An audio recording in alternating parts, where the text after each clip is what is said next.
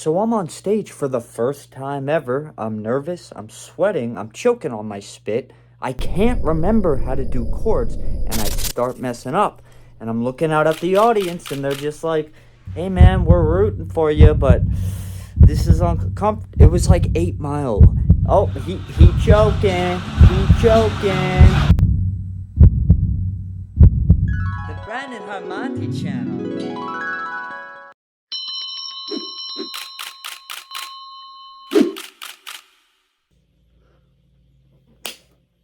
That wasn't a good clap. What is up, fellas? As you can see in the title, this is going to be me talking about how last night went, which I played live for the first time. Really the first time. Every other time I've done it, it's been like I'm the bass player or the drummer, and I've had the comfort of being with four other people in a band.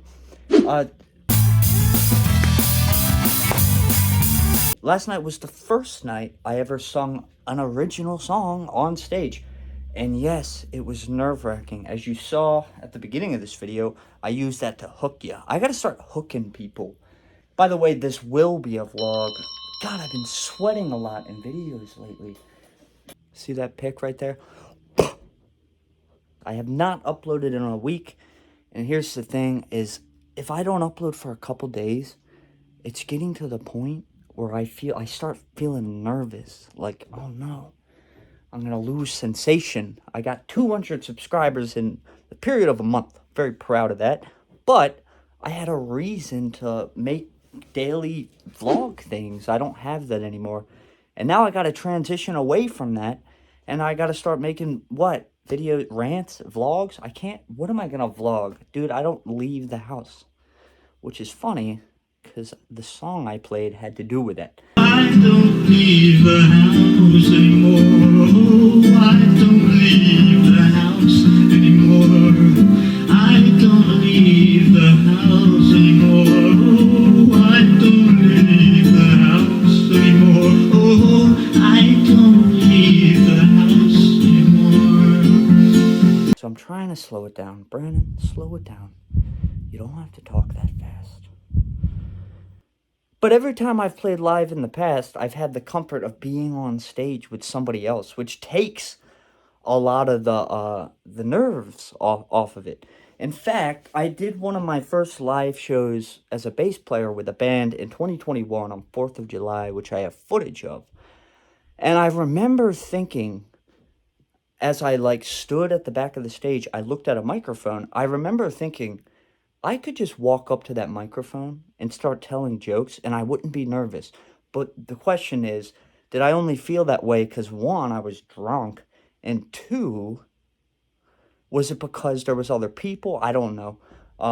And by the way, I was drunk on that July 4th show. I got blackout drunk and I did the whole show perfectly. So it's weird. It's weird. We had a rule in the band, and I'm already going on another tangent. We had a rule, don't drink too much at shows.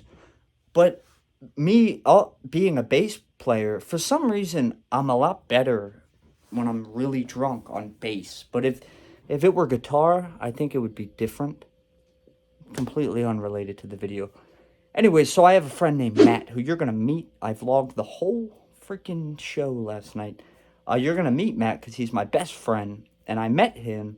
My dad has a friend who had a band, and he used to pressure me, Brandon, I want you to be my bass player, man. And I have a whole script of, so this guy was a narcissist personality disorder, and I had to break away from that band because he was so toxic in my life. He was a good guy. He was actually the most charismatic dude I've ever met. But I had to leave the band. But I stayed friends with Matt, and Matt lives in dirty, disgusting, stinky College Park, Maryland, which I hate. I hate College Park, because where I live in Maryland, it's nice and the air smells clean. It smells like pine trees. I have a creek in my backyard. But every time, I was on my way to College Park yesterday, and there were all these buses, and it was just an 8-lane highway, or maybe not 8, maybe 5. But every time a bus would like hit the brakes, I would smell it and I would get a headache. And yesterday was rainy and just disgusting. And I'm driving down because me and Matt have been saying we're gonna go to open mics, which I never even really gone to open mics. And one thing that always stopped me from going is I've never had a acoustic electric. I didn't realize that they could put a freaking mic up to your guitar and then you could play that way. So that's up years I could have been playing live. And we didn't even have time to practice yesterday. I got there at 5:50 and I had to wait in my friend Matt's house waiting for him to get home from work. And he got home and I was filming the whole thing. I can show you footage as I tell this story. Is the only way to get through the day. I don't leave the house anymore. You know that one. I don't leave the house anymore. Remember and he was like, Brandon, we gotta go. Like, it starts soon. And I had to drive. I thought we were gonna get like an Uber. And here's the thing is I don't like drinking and I don't want to drink anymore. In fact, every time I drink, I wake up the next day and the first thing you always know when you're hungover is your mouth is dry and you're not sure why. And as soon as you open your eyes, all the flooding comes back to you of how you acted the night before. Maybe you drunk texted people. I'm at the point where I don't want to drink anymore, but even if I do, if I have my phone and I start thinking of texting somebody, I'll put it on the floor and I'll just slide it under my bed. Because I don't even, I'm a happy drunk. I'm not a belligerent, angry drunk. I don't even necessarily act drunk when I drink, but just knowing that you were an altered version of yourself and your inhibitions were lowered. You know what I mean? Like, so I told myself, Brandon, I'm not gonna drink. Plus, I have to be as sober as I possibly can. Not that I ever had an alcohol problem, really. I don't even like really drinking. I think there are too many bad side effects. You can't hide the fact that you're drunk. Everybody knows. They can smell it on you. And I've always been like, my whole motto has always been, if you're gonna take an intoxicant, the only benefit is that you can go to work or be or do things a sober person would, but nobody would know. I don't like taking anything where people know that you're drunk. So it's around 5:30. I get to dirty, stinky, damn dirty College Park, Maryland. Get there around 5:30. I'm at my friend Matt's house waiting for him to get home. He just like left the door open. And I'm drinking coffee and I'm not nervous at all. Cuz I'm like, well, at this place, this open mic, apparently they give you two songs.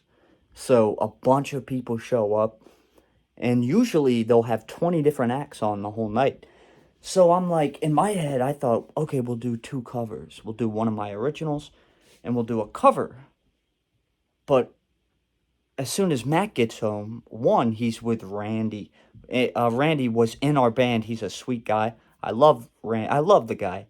He's one of the most brilliant guitar players I know, this guy, Randy. And I filmed all this, by the way. But when Matt walked in, he said, Brandon, we got one, we got to go soon. Two, how about this? We do your song called Just Be Happy. So just be happy, happy go lucky through the window. You can find it on my channel. And then I'll do some like guitar picking thing. And I'm not gonna lie, I didn't think Matt was gonna want to do one of his songs. And the song he wanted to do was like, I don't, it was just some like 1 minute finger picking thing, like that I had no part in. And I was like, well, why do we don't want to blow it? Like, we have two songs. Like, why do we want to waste a song that we could be doing, one of my songs that we could be doing? Why would we want to waste that on like a 1 minute finger? But I thought, you know what? Matt makes the rules. He makes the rules. So I get there and I see Randy. And now I'm nervous. And you can see it on the footage. I'm nervous to see Randy. Her middle daughter married a guy who had three kids already, like 16 or 17, just last week or something, died from a fentanyl overdose. Oh So, man. and then they were on TV. I was watching the news. And I'm going to tell you why. And I'm not going to be doing myself any favors by telling you this. But me and Matt and Randy were in a band prior to the band we were in last. The last band, it was just me, Matt, and Randy. Three-piece Southern rock, mixed with the indie flavor I brought to it. But the band we were in before that, I was just a good little cucked out bass player millennial. All three of them are boomers, which is great. I love boomers to death. Um, but being that I was the young guy, I didn't want to step on any toes. So I kind of just didn't step on toes. I didn't voice my opinion.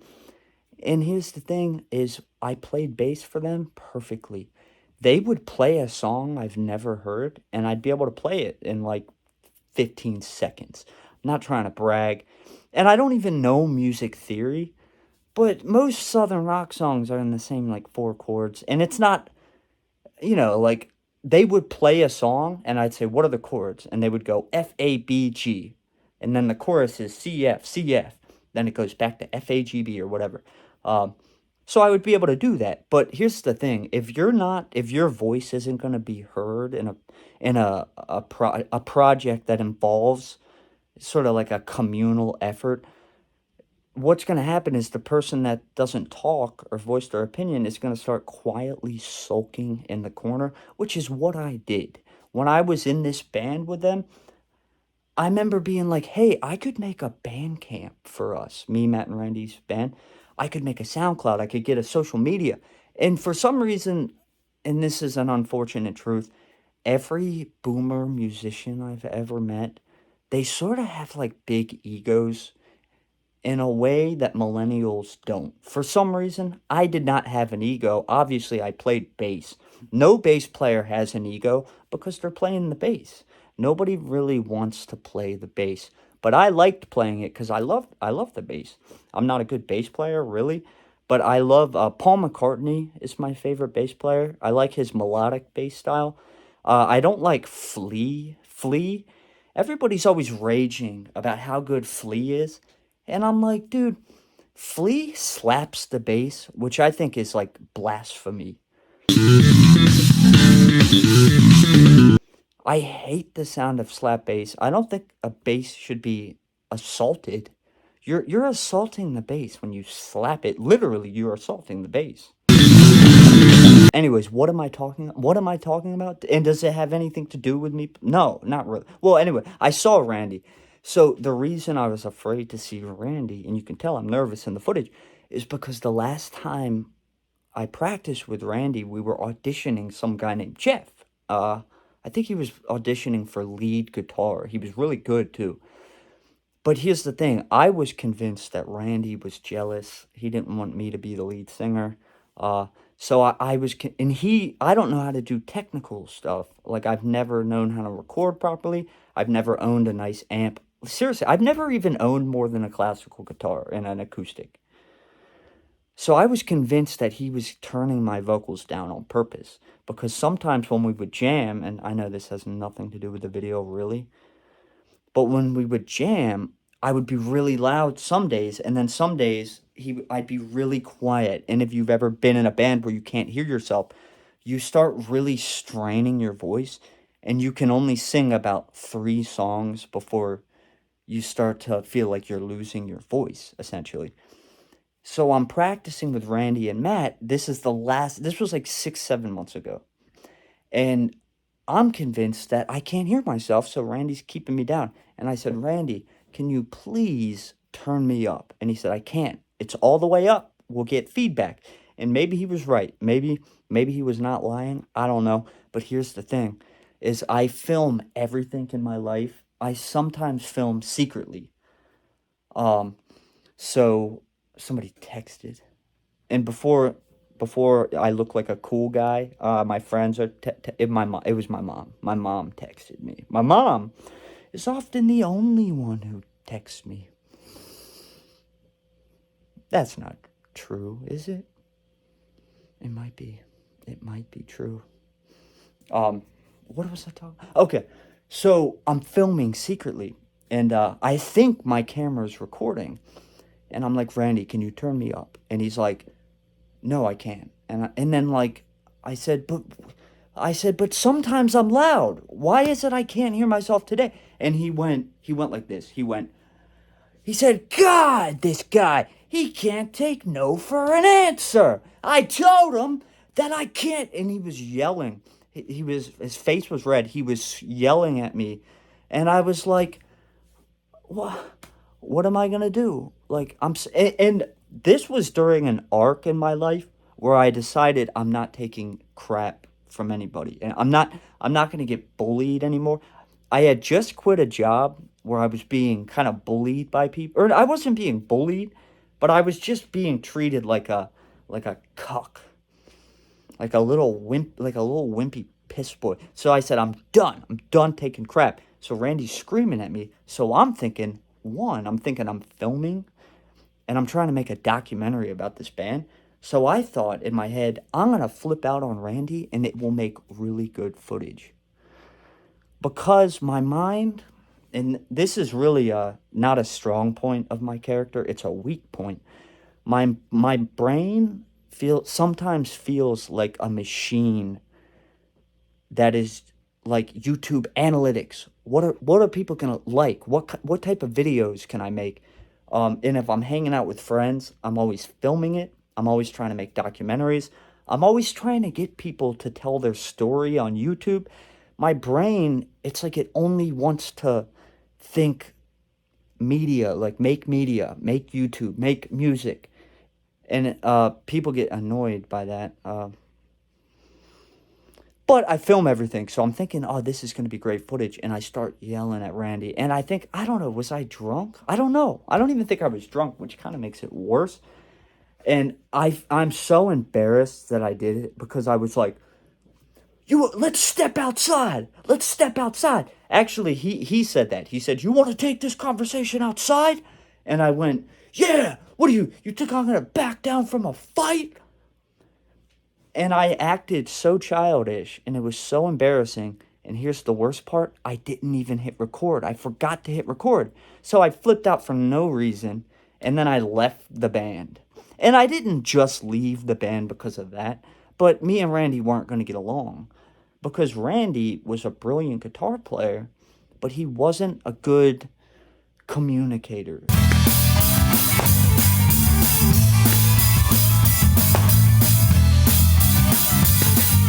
Like he was a good front man in the logistics sense. He knew how to be like, all right, let's work on the verse and the chorus and this song after this song. But he wasn't very very charismatic in the band leader sense. So he was constantly going on these 40-minute teaching lessons randomly, just trying to teach me about scales and modes. And here's the thing, I don't know music theory. I don't know how to read music. I don't know anything. Everything I know is improvised, and I just know. And he's sitting there going, so you go in the key of A, and I'm like, I don't know what that is. I don't know what the key of A is, technically. So I saw Randy. That was so I didn't need to put that in the video, but I did, and there's no going back now. So anyway, I saw Randy. We talked for a minute, then me and Matt were off to the races. We got into my car, which, by the way, I thought we were going to take like an Uber that he was going to pay for, because I'm like, are we going to drink? Like, I said I wasn't going to drink, but I'm like, I guess he thinks I'm going to be sober, so I'll drive my car. So we go to this bar. It's Tuesday night, open mic nights in College Park, Maryland. And as soon as we get in there, I'm like, God, there's like a good amount of people here. And I'm kind of getting the lay of the land. So it was basically like it was a restaurant connected to a bar. There's like a little bar with only two stools and a bunch of people sitting around. And this guy, this nice bald guy, walks up to us and he goes, hey, Matt. Apparently he knows Matt because Matt's there all the time. And he sees me. He goes, oh, you guys going to play? Because we both had guitars. And Matt said, yeah. And he said, hey, go sign up. Like, sign your name on the list. We got about 12 people so far, but he said 2 is open. if you want to be the second band on, just sign your name at 2, or you can be number 13. And we didn't, I looked at Matt and I realized we were like, dude, we haven't planned this out at all. Like, we don't even know what songs we're doing. And also, Matt, he's really good on drums, but he's not very versed in the guitar. So whatever songs we were going to do, I didn't have enough time to teach him the chords. So he was just going to beat on his guitar like this. His name's Tom Sawyer, me, mine.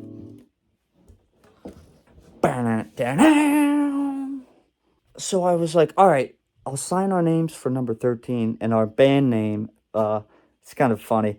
We couldn't think of a band name, so we put 2 words into this random name generator, and it came out with the name McBone. So we called ourselves McBone. I think gerbil spelled with an A. Alright, let's see. Random band name generator. Somebody took Dream Phone.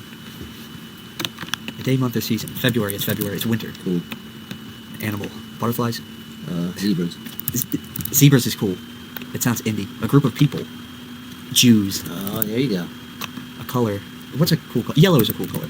McBone, I kind of like, because it's kind of jokey. It's like, the word Mick is in it. Yeah. I think we even have a YouTube channel. It's hard to find, though. I can't find it with the search. Beat, beat, beat, kill, kill, kill, stop and rock till they lose their will. Shoot first and ask questions later. A gun is the greatest negotiator. And Matt was pissed because I picked the name McBone, and he thought, that's a joke name. Nobody's going to take that seriously. And I thought, no, we are McBone. There's no going back. We cannot change our names from McBone.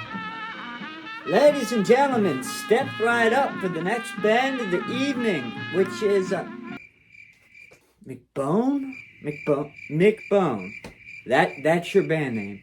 McBone, the band, says, Lenny, me and my band McBone are touring on a road trip to Florida. All right, ladies and gentlemen, McBone. And I'm running up to the gate, looking around. Yeah. McBone. Yeah, McBone. We are McBone. Like the Beatles at their first Shea Stadium appearance, you guys will remember us. McBone is going to take over the indie movie charts. Ladies and gentlemen, McBone. God, I don't even know what is this fucking long drawn out segment. What am I doing? So you remember, because you're going to see the name McBone echoing everywhere. McBone Mania is what it's going to be.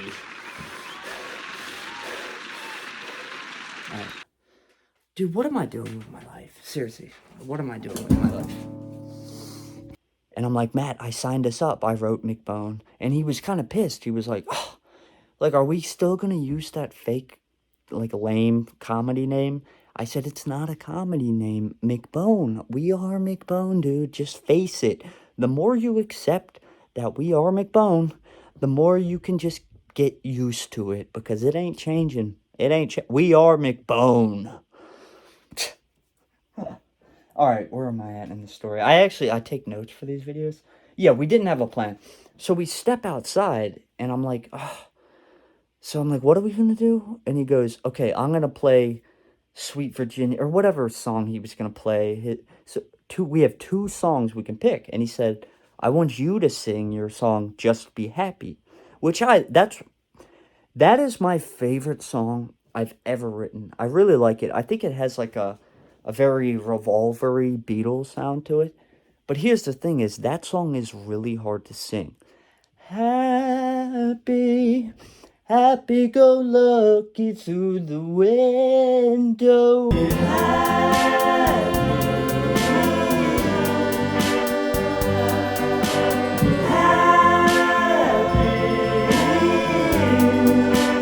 It's very belty, and I don't have a lot of time to breathe. And that's always been my weak point, is I'm not good at breathing and singing. Like, I run out of breath a lot. So I said, oh, let's pick a better song, or let's just do a cover. I didn't even want to do that song. He says, how about we do how about we do Boys in the Hood by Dynamite Hack? Which, as you know, was like an early 2000s rap song acoustic cover. Woke up quick at about noon, thought that I had to be in Compton soon. I gotta get drunk before the day begins, before my mama starts bitching about my friends. Then I let the Alpine play. We were pumping new shit by NWA. It was gangster, gangster at the top of the list. And I said, okay, I can do that one. One time I sung that in front of this girl, and she said, God, you sound exactly like the singer. Woke up quick at about noon. And I said, yeah, but I can do that, but that song has the N word in it. It's the A version of the N word. And Matt immediately goes, no, we're not going to do that. Yes, I use nigga. I've used it. I admit it. I put the H on it to emphasize it's nigga. Nigga this, nigga please. Nigga, can you lend a nigga a pencil? Okay, so where am I at in this story? So we're outside talking about it, and he says, how about this? Matt goes, it's just me and him. He's wearing his hat. I got my guitar. I'm starting to get nervous. I'm like, what are we going to do, dude? We need a plan. Do you even know how to do the drum beats to the back of these songs? And he goes, how about this? How about you do Rocky Raccoon? And I'm like, dude, everybody here is going to be singing, like, hits and stuff. Like, do we really want to sing, like, an obscure White Album song about a raccoon to this audience? And also, that's a very hard song to sing, and it's a story song. So if I'm nervous, I'm going to forget the whole story, and I'm going to be like, Rocky Raccoon. It's very high. Fell into raccoon, only to find his raccoon. Like, not even knowing how to sing Rocky, stupid raccoon. So I said, how about this? How about we don't do Be Happy or whatever? How about I do this song? It's called Isolation. I've played this song to people before, and I had it on my old YouTube, and a lot of people really liked it. Like, that. Usually my old songs would get like 12 views, and this one got like 150. And a lot of people left comments, and they were like, I'm going to listen to this song on repeat. And it's a very cutesy, kind of folksy, literal song. House anymore. Oh, I don't leave the house anymore. All of my songs are very direct. I have a friend that writes poetry like lyrics, like I get like across the universe, like thoughts meander like a restless wind inside a letterbox. And I write very direct lyrics. I don't leave the house anymore. Oh, it's got a really catchy chorus. It's like, leave the house anymore. Oh, I don't leave the house anymore. Very cutesy. What can I say? I'm a cute little bugger guy.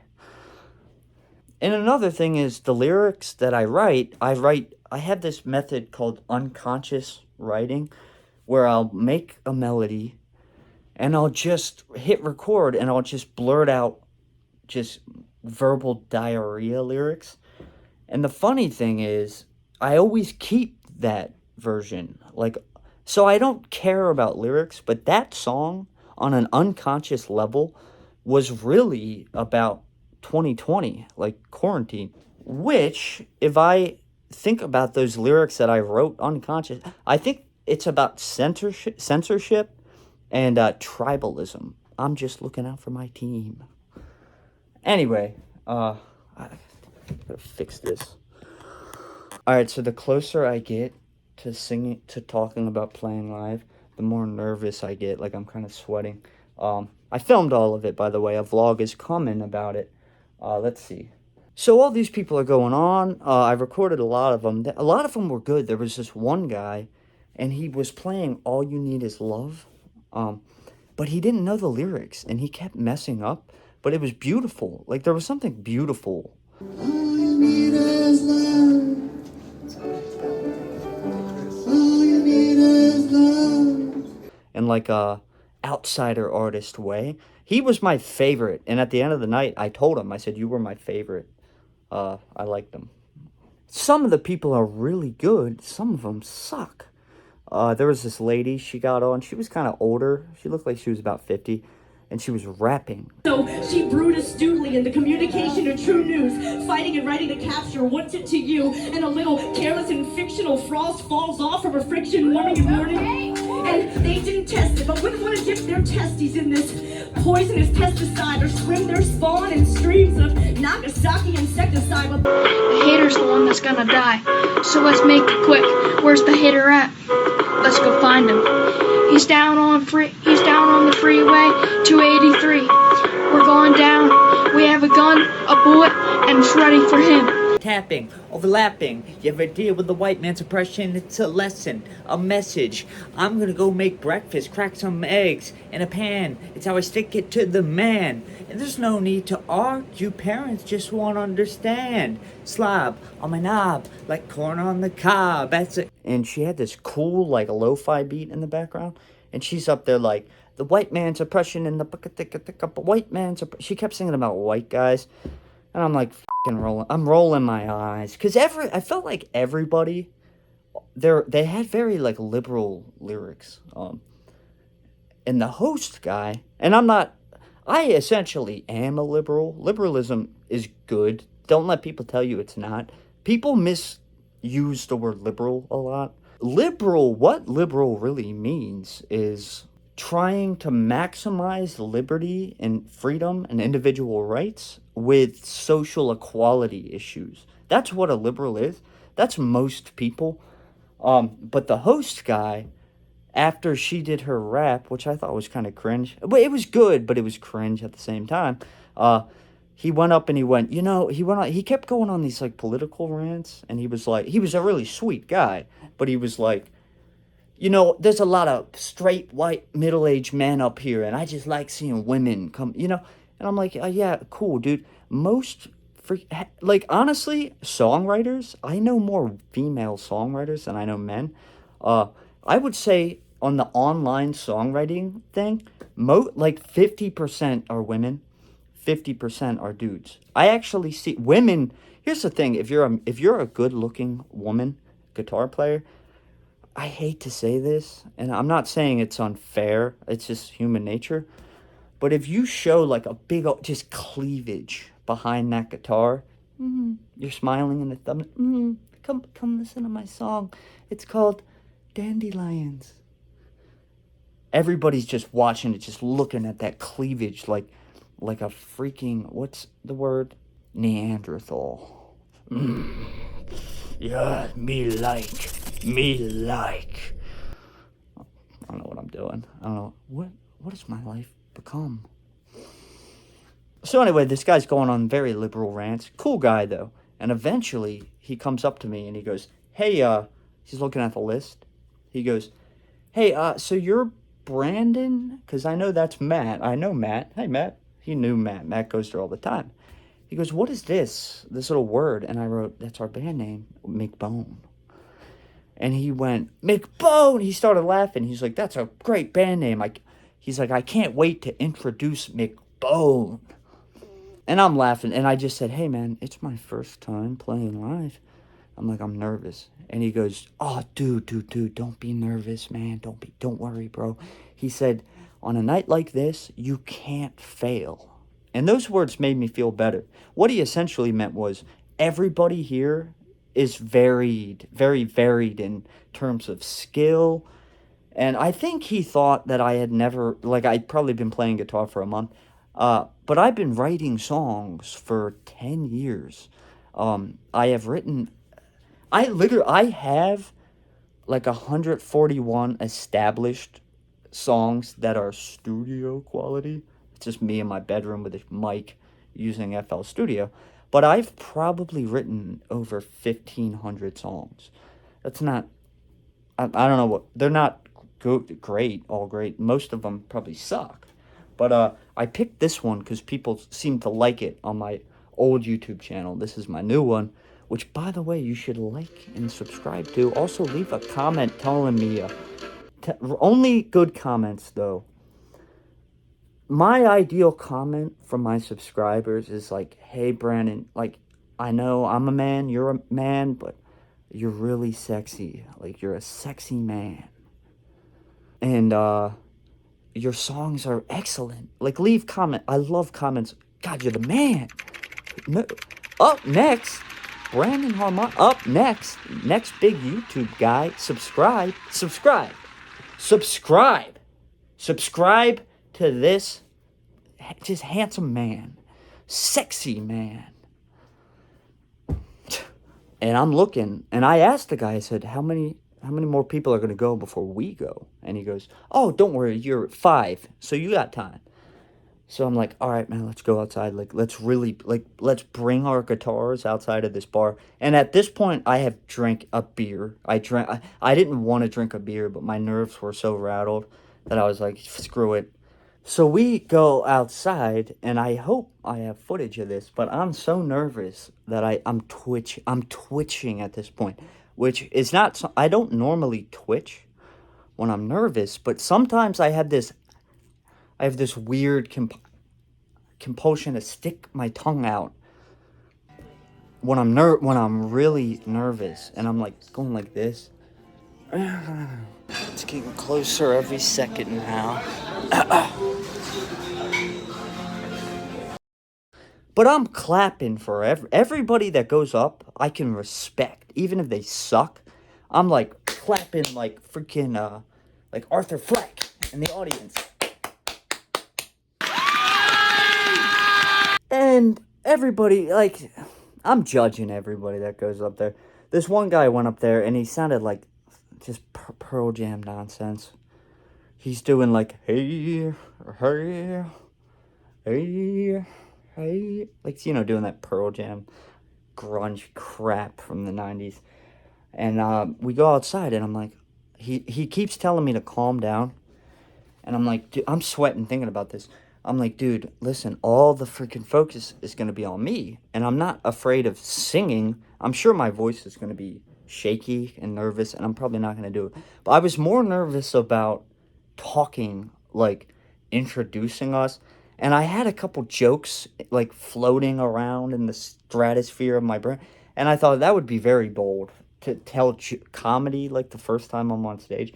I had a couple of those, and then I'm like, and then I thought, well, what do comedians do at open mics? Is they go up there, and to break the ice and to make themselves less nervous, they go, all right, guys, give it up for whoever was on prior to me. And that kid, they clap, all the seals in the audience.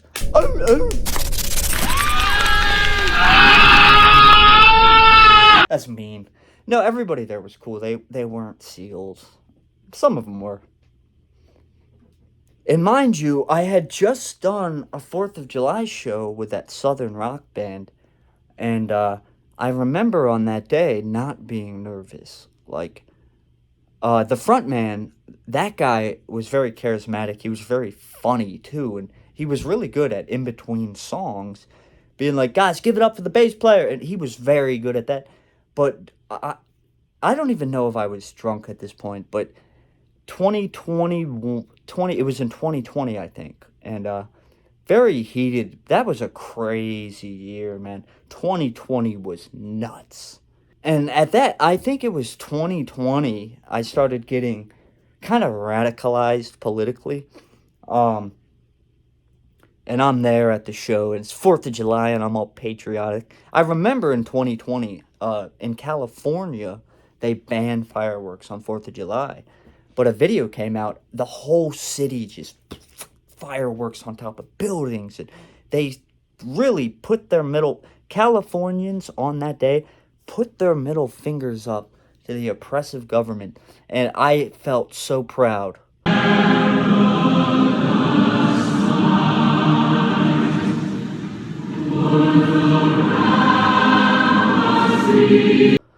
Very proud during it. I had never felt proud to be an American, essentially. And I remember there were all these people at this 4th of July show that had this shirt on that had a political statement on it. I'm sure you can imagine what I'm talking about. 3-letter word. And I got angry at all those people. And I remember I walked up to the mic. I don't even think I was drunk. I think I'm just crazy. And I went, so mind you, it's 4th of July, and I go up and I'm looking around at the crowd in front of the mic. Mind you, none of my band members know I'm about to go on this rant. And I remember looking out at everybody and I went, there's been a lot of anti-American sentiment spreading through this country. And I just want you to know, America is still the best country on the planet. Blood on my mouth, essentially. And I remember after I did that, the lead singer came up to me and he was like, Brandon, when you went on that patriotic rant, nobody clapped, dude. You made everyone uncomfortable. And I remember going, yeah, well, I didn't say it to make people comfortable. I said it because I was stating facts. And although America has its qualms and it's getting worse, but still, it's only country with that, one of the only countries left that doesn't have speech laws. So I knew at that moment I could be confident on stage, and I didn't have fear talking down to the 4th of July audience like children, going on in an unhinged patriotic rant. That's what it was. It was unhinged. I looked crazy when I... America. Anyway, back to the present. Last night, it's getting closer and closer, and I'm getting nervous, and I'm sweating right now just thinking about it. And eventually, the guy came up and he said, "You guys are on next." And I looked at Matt. Oh, by the way, I have to mention this, and you're gonna see this in the vlog when I upload it. But I remember I was so nervous that I couldn't really breathe, and I was ordering like my second beer. And there was this one girl, from what I remember, she had a big ass. I liked it. She had a nice ass. But she was okay. She wasn't that good looking. Anyway, I go up to her, and my motto on how to treat service workers, because I've worked every service job available. Customer service, food service, I've worked it all. My motto is always be friendly to them, even if they're rude to you. Give them a tip, be friendly. I had a guy call me a cracker one time. I still tipped him. And I said, hey, man, I think you're just having a bad day. Because who knows? So I'm always very friendly. And I go up to this girl, and I don't realize this server girl, who I don't think is that busy. There weren't that many freaking people there. And it's not that hard to take drink orders. And I go up to her and I go, hey, excuse me, when you get time, can I please just have one Bud Light? And she looked at me like this, like she looked at me with the Manson lamps. She kind of looked at me like, yeah, can you wait till I'm done taking this guy's order? And I'm like, I was so mad. And I just went, oh yeah, I'm sorry, because I'm a cuck. And I was so mad because at this point, I'm focusing on the nerves of getting on stage, and this girl kind of dissed me. Like I remember even Matt was like, ooh, that was hard to watch. And I remember it almost took my mind off of my own nerves and fears because I was mad. And then if you watch the vlog, most of it is me ranting about how angry I was that stupid server girl did that. And then I realized I was in the wrong. I was in the wrong. She was taking an order. I interrupted her, but I was friendly about it. And I don't think you should treat friendliness with hostility. And she did. She was hostile. And I thought, how many times have I been like a waiter? How many times have people asked me and I look uncomfortable for a second and mildly annoyed? I thought I've probably done that to thousands of people. So I forgave her for dissing me, and also she took my mind off of it. I'm serious, she took my mind off of the fear. So we're going on next, and all of a sudden I'm like, dude, I have to film this from Matt's phone and from my phone, and I'm so nervous, I don't even know where to put it. So here I am. I know I'm about to go on. I'm extremely nervous. I'm sweating. I can't remember what songs I'm going to do. And the host guy, who's a sweet man, he goes up to me and he goes, all right, bud, don't worry, man, you'll do great. You'll do great. I think he thought, like, I was some idiot that didn't know how to, like a new songwriter. So he's, like, giving me all this power affirmation, telling me I'll do great. And I'm running around setting up Matt's camera, setting up my camera. And what does the guy do? He's the host, by the way. And if you don't know what a host's job is, whether it's stand-up comedy or live music, the host has one job: to introduce all the acts and the bands and the comedians, and to make the audience feel relaxed and comfortable. And it doesn't hurt to be funny. I just realized I have to start advertising this channel to people. What if this guy sees... He was a good host. He was a very sweet guy. But what he did next blew my mind. So I'm getting ready to go on stage. He goes on a rant about Breonna Taylor. And I'm like, I remember I looked up and I'm looking at this guy like, oh, dude, why would you do that? Why would you do that? I thought we were friends, bro. Why would you do that to me? If you don't know who Breonna Taylor is, it's a Black Lives Matter case.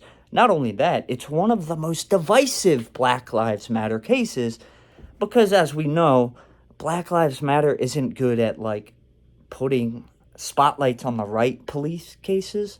I would personally wouldn't be surprised if in 2024, an election year, which is always when these BLM cases happen, I wouldn't be surprised if, like, a guy was shooting at cops' heads and the next day Pizza Huts are on fire. Like, in Black Lives...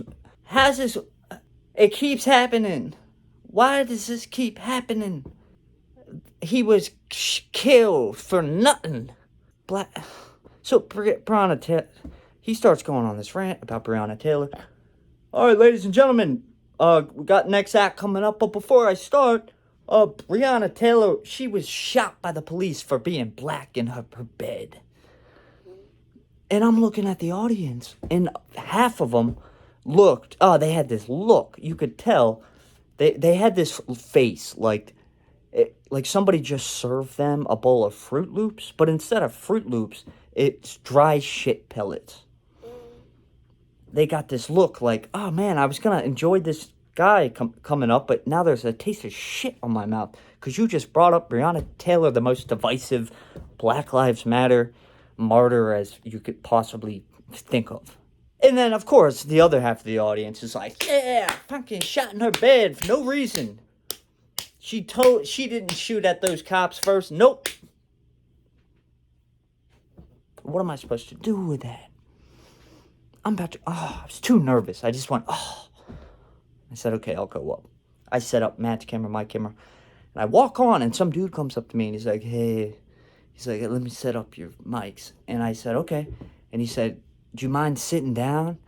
And I'm like, oh. And I'm looking out at the crowd, and everybody's just kind of patiently waiting with their beers. They're just a big blur to me at this point. And I went, man, I kind of would rather stand, because then I could do the body movements that I'm famous for. And he goes, I'd rather you sat. It's easier for me if you sit. And I said, all right, I'll freaking sit. Matt's sitting there. And Matt has a acoustic electric that works. And I have one that doesn't work. So he's like, we'll put a mic up to your guitar. And I was like, oh, I didn't even know you could do that. So I'm sitting there looking out at the crowd. This guy's setting me up. And I'm so nervous at this point that I almost am not. You become so nervous that you're not nervous anymore. And I did what I always do. When I'm nervous, I shut my eyes and I just started kind of quietly chanting the Jesus prayer. It's one of those things that kind of got me through sobriety. So now I do it. Lord Jesus Christ, Son of God, have mercy on me, a sinner. Lord Jesus Christ, Son of God, have mercy on me, a sinner. And that calmed me down enough. And I look at Matt and I'm like, we're just going to do these two songs. So what we were going to do was my original song and then Blitzkrieg Bop by the Ramones. I do this indie cover of it. One day will come, I don't know. They're already done and ready to go.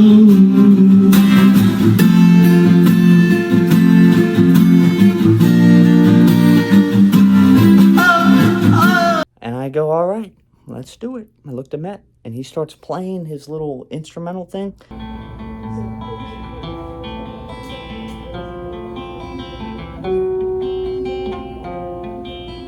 So we decided, we only had 2 songs, so we decided what we'll do is we'll bleed his little guitar thing that only goes on for 45 seconds, and we'll just bleed it into my song. And my song's got this very folky bunt, bunt, bunt, bunt, bunt, bunt, bunt.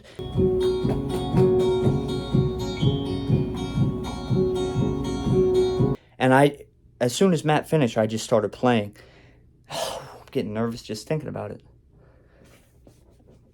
And the guy introduced me as a new first time on stage. So you can feel the crowd is nervous for me. I'm nervous, but the crowd is nervous for me. And I'm doing my little folk thing. Bunt, bunt, bunt, bunt, bunt, bunt, bunt, bunt. And the crowd starts going like this, like kind of to cheer me on. And I'm like, all right, cool. Yeah, I like that. That's a good feeling. Whole bunch of people admiring you. Good feeling I never felt before. And oh, crap, I forgot to mention. I opened with that line. I said, and here's the thing. Matt told me that I said this kind of aggressively. He said the audience looked scared, like I was commanding them. I went, all right, guys, first time playing, but give it up for everyone else who's played tonight. Hello, ladies and gentlemen. We are McBone. This is our first time ever playing live. Before we get started, give a hand for everybody else that has played tonight that has given us wonderful performances.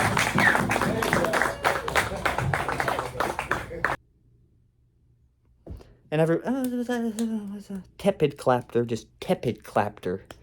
And I start dun dun dun, and I start singing. Someday the rain might go away. It's a mantra that I sing every day.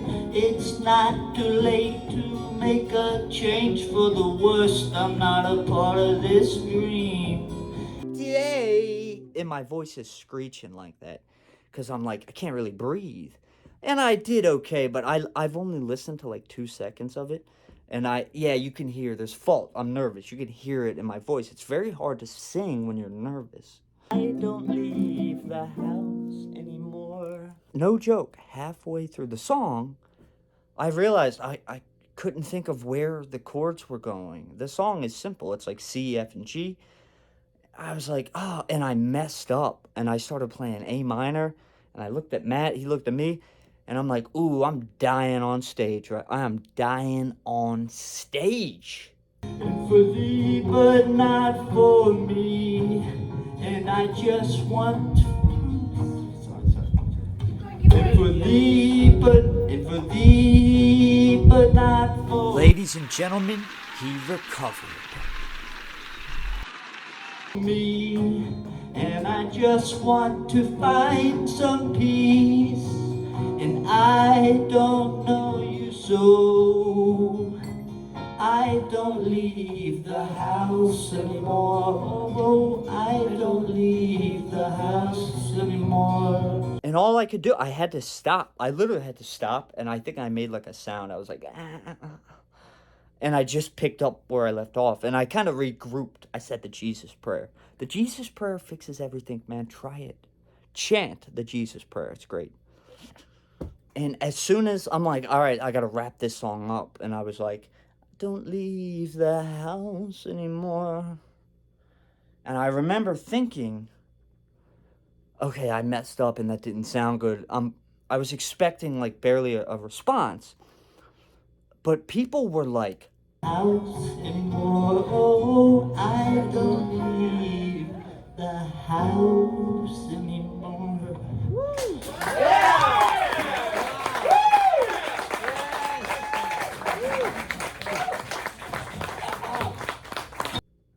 Like clapping very hard. They were like, ah. And for the first time in my life, I felt that was a good feeling. And I remember thinking, I don't know what face to make. So I think I just kept going like this. No. I was probably better than that. And then I bled it in.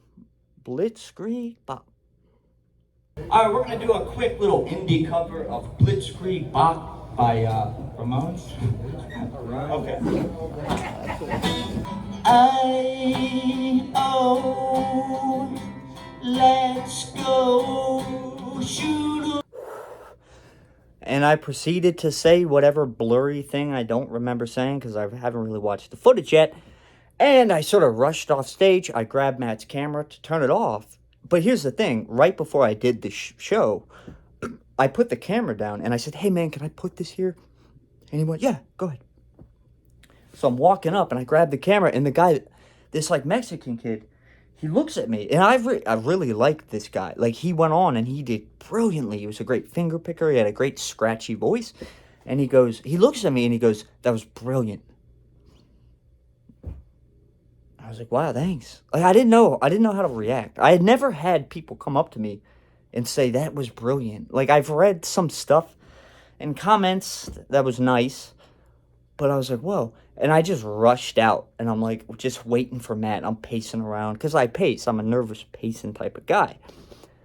And I'm pacing around. I'm like, how did that go? I guess it went good, I guess. Got it on film forever.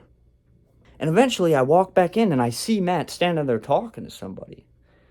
And everybody I walked by came up to me and they were like, that was great, man. That was good. And some guy said, you had the audience in a spell with that weird little house song. And when I said the name of the song. I said, this is I don't have an official title. It's called I Don't Leave the House Anymore. And everybody laughed. And I sort of commanded the audience in the same way I do YouTube videos, with the hand movements and stuff. Me, a charismatic guy, charismatic speaker, good storyteller guy. But I was nervous, nonetheless. And everybody I walked up to, like the host came up, the guy that mentioned Breonna Taylor. This guy was so nice. Like, he was such a good dude. He walked up to me and he said, man, can you do that again? Can you come back? And I was like, yeah. It was very weird. Like, I don't know. I like criticism better than I like people complimenting me. I don't like it. Like, when people, I don't know what to say. I can make a YouTube video and I like the bad comment. I like it when I piss people off. I don't know why. But the more I like criticism, I don't know why. I think it's funny. But when people are complimentary, I don't know how to handle that. I'd rather piss somebody off, seriously, than make somebody happy. And me and Matt drank like another beer, and then we operated a motor vehicle. It's my favorite American pastime, drinking and driving. No, I think I had like 3.5 beers over 4 hours, so I didn't even want to drink, but I did. And you know what? Alcohol is a great social lubricant. If you're ever nervous, drink a dozen beers. Takes away your anxiety. All right, fellas. I guess that's the story. That was last night. Last night was a historical moment. I told this to Matt. I said, Matt, people will remember this night. It'll be like the Beatles when they played Shea Stadium. No, I'm not. Yeah, I'm kind of narcissist. I'm kind of a self-obsessed dude. I like my music. I think I'm a good songwriter. That's all I'll say. I do think I'm okay though. I'm a self-critic, of course, but I don't know. There was some very talented people. There was a white girl rapping.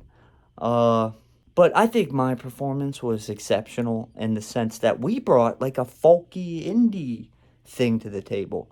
And when I was playing I Don't Leave the House Anymore, I just remember, one, the audience was like a big blur, but I just remember people were looking like, oh, this is kind of interesting. So that's it, fellas. I hope I captivated you for the whole story, the whole video. I don't do a lot of editing in these videos, but I hope I can hook you with just the words coming out of my stupid mouth. Hope you guys are all doing well. This week, I've already filmed. I'm making a video, a comprehensive quitting kratom video that's going to have a lot of editing. It's going to be very good and formal and straight to the point. Not a lot of personal rants like I do with these videos. But this week, I'm going to put that out. I'm going to put the vlog out. And hopefully, I can go back to making... I say, like if you click... I'm trying to learn this YouTube thing like a business. Of course, I'm gonna sabotage myself before I ever make any money. I have a feeling the bigger I get, the more I'm gonna get like canceled for saying dumb shit. But that's how I'm living. That's how it's gonna be. Had a great night. I hope you guys enjoyed the story. Gonna put out the creative video, vlog. Yeah, oh, but on my channel, like the business side of YouTube, I'm like trying to make avatars. And on my avatar, it says videos every Tuesday, Thursday, and Saturday. This week, I took the whole week off, and I was nervous about it. I'm like, man, I need to make videos like every 2 days now. And so I hope I can do that. But to be honest, I'm still going through pause, man. I keep wondering if that's why I'm sweating in every video. But I think I'm sweating because I take this eczema shot now. And it makes my eyes look nuts for a couple days, and I sweat, and my joints hurt. I have joint pain. I have to sacrifice my joints for eczema, because eczema's a lot. I really feel for anybody that has a skin disease. It's a living, waking nightmare. Hope you guys are doing well. Like, comment, subscribe, do all that. Check all my videos. You can listen to my songs if you want. I'm going to try to put out less songs. Because here's the thing is on YouTube, if you keep making good videos that get hundreds of views, then you put out a song nobody listens to. Like, does that hurt your channel? I don't know. I don't know how it works. Have a good day.